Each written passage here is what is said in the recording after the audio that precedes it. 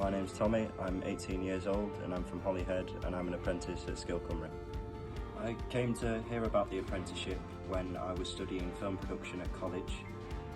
I originally started studying film production as a means to get into script writing because that's where my passion lies. However, I also have aspirations of location management, which is where this apprenticeship appeals to me and why I'm so excited to be here doing what I'm doing.